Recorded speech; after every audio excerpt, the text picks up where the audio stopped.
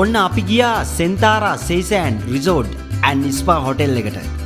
අපි යනකොටම බැලුවා hotel එක කෝ කියලා. ඒත් එක්කම අපිට බෝට් එකට නගින්න කිව්වා. අපිත් ඉතින් නැග්ගා. බෝට් එකේ යනකොට තමයි දැක්කේ අපි යන්නේ වෙනමම ලස්සන ලෝකයකට කියලා. මාරම එක්ස්පීරියන්ස් එකක්.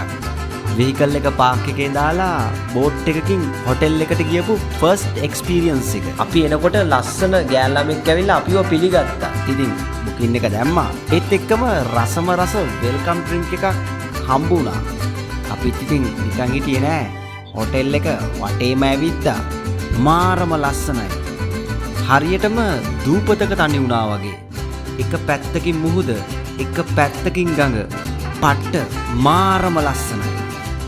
ඔන්න ඉතින් අපිත් බැස්ස පූල් එකට. මේක පොඩි බබාලට බේබි පූල් එක එහෙමත් තියෙනවා. මේකේ පොඩි බබාලට බේබි පූල් එහෙමත් තියෙනවා. බලන හැම තැනම ගෙස්ලා. හරියට නිකන් අපි වෙන රටකට ගියා වගේ ෆීල් එකක් තියෙන්නේ. අපිත් ඉතින් නිකන් හිටියේ නෑ. පූල් එකට බැහැලා පට්ට විදියට එන්ජොයි කරා. අපි ඉතින් පොඩි ගේම් එකක් ප්ලේ කරා.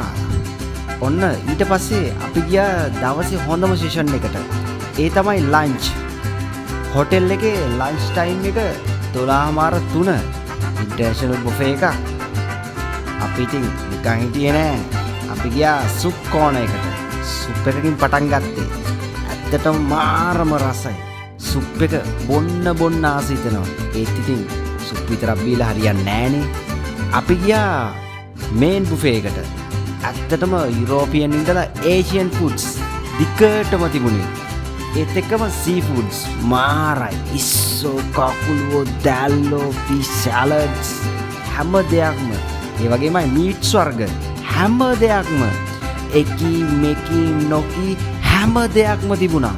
ඇත්තම කියනවා නම් හැම කෑම වර්ගයක්ම ඉන්ටර්නැෂනල් බුෆේ එකක තියෙන හැම දෙයක්ම වගේ තිබුණා.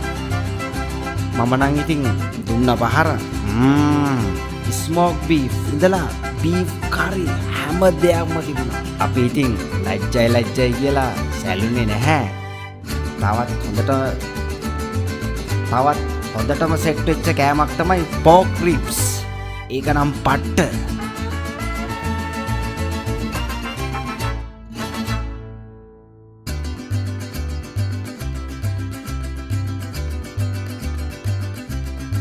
අපි ඉතින් තව සලාඩ් කෝන් එකටත් ඉතින් ගියා. නැත්තම් හරි නෑනේ. හොටෙල් එකේ අය තරහ වුණොත්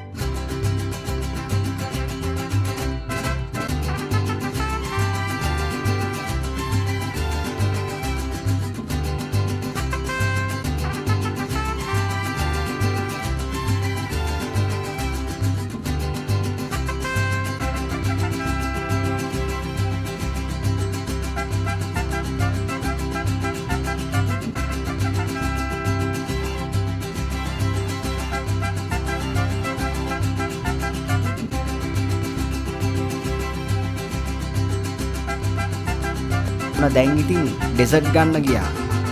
ඒක ඉතින් එකි මෙකි නොකි හැම දෙයක්ම තිබුණා. ෆෘට්ස්, කේක්ස්, වටලප්පම්, අයිස්ක්‍රීම්, පුඩින්ස්, මස්ටර්ඩ් හැම දෙයක්ම තිබුණා. අපි ඉතින් ඩෙසර්ට් එකටත් හොඳ සාධාරණයක් ඉටු කරා. ස්ටාෆ් එකත් ගොඩාක් ෆ්‍රෙන්ඩ්ලි. ඇත්තටම ජීවිතේ ගියපු පට්ට දවසක් තමයි Centara Ceysands Resort and Spa hotel එක. ජය වේවා.